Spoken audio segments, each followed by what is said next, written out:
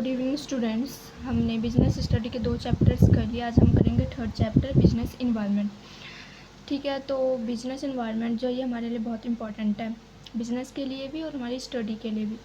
तो यानी इन्वायरमेंट क्या है? इन्वायरमेंट जो होती है सराउंडिंग, कि जब जहाँ पे बिजनेस स्टार्ट करेंगे वहाँ पे सराउंडिंग कैसा है, इन्वायरमेंट जो है कैसा होना चाहिए, कि उस इन्वायरमेंट में हमारा बिजनेस चल पाएगा कि नहीं चल पाएगा। बिजनेस को जो वो है इन्फ्लुएंस करता है, इफ़ेक्ट करता है environment.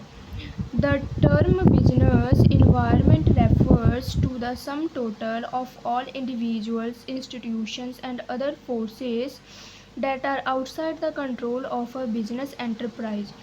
मतलब ये जो बिजनेस इन्वायरमेंट है इसमें हर एक चीज़ का टोटल होता है, सम टोटल होता है।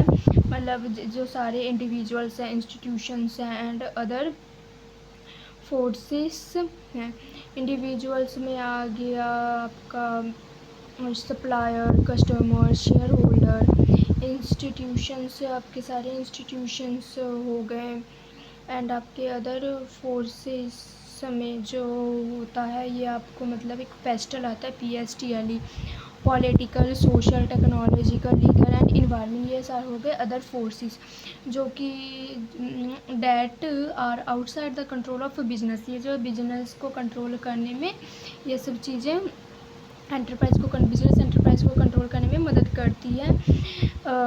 But may influence in functioning and performance, ये जो है बिजनेस के परफॉर्मेंस एंड फंक्शन को भी इन्फ्लुएंस करती है। ठीक है, तो ये था बिजनेस इन्वायरमेंट का मीनिंग। तो आपको समझ में आ गया कि बिजनेस इन्वायरमेंट का मीनिंग क्या है।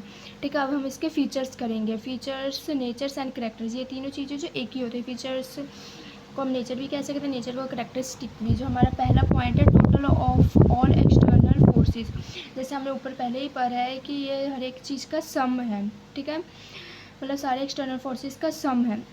Business environment is aggregative in nature because it is the sum total of individual institutions and other forces that are outside the control of business enterprise but में influence its functioning and performance. Normally चीज़ है, जैसे हमने इसका meaning किया तो उसी हिसाब से जो है इसके मतलब कि हर एक चीज़ का टोटल है।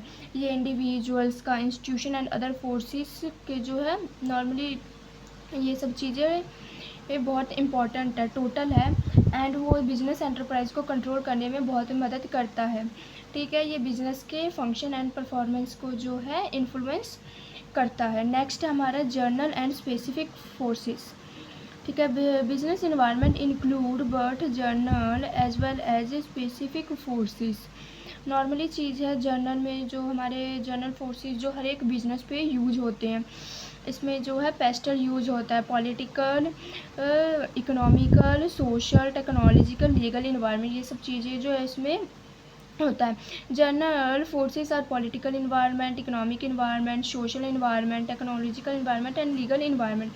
इसे हम जो है ये हमारा ट्रिक है याद करने का, हम इसे सिलेक्ट से भी याद कर सकते हैं। Social, legal, economical, political, technological.